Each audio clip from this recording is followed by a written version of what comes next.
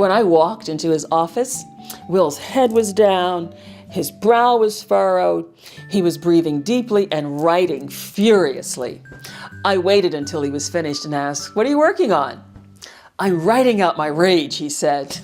He smiled, pushed his pad aside, and explained, "I used to have a really bad temper," he said, "potentially a significant derailer." And then he told me that his mentor suggested doing this technique he was doing, and he says that he's used it ever since his mentor introduced it to him. So whenever he's angry, frustrated, disappointed, or feeling like telling someone off, he says, "I write it out, I get it out of my system so I can approach the situation in a more level-headed way." Now that's a great idea, I thought.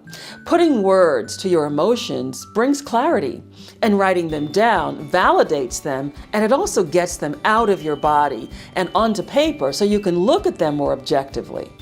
The simple act of describing a messy, intense, emotional situation can reveal the bigger picture, and it opens up space, enabling you and me to see our perspectives, and it will allow us to see how our point of view may be playing against the priorities of whatever work we're doing, the department that we're a part of, our company, even our own career. So a colleague of mine says when she's angry, she envisions herself having a conversation with the person who triggered the rage, and then she imagines their likely response. Rarely, she says, can she imagine getting the desired response of, "Oh gee, you're absolutely right. I'll just quit and let you run the show your way." What she sees instead is a broader perspective around the conversation or tension that they've been having. Her personal process helps her to see, in her mind's eye, a bit more about each of their points of view, their priorities and pressures. Her viewpoint becomes more balanced and less emotionally charged. Writing down your thoughts and feelings can help you resist the temptation that we often have to find a sympathetic ear, someone who will likely confirm for you that you're right and your foe is completely wrong.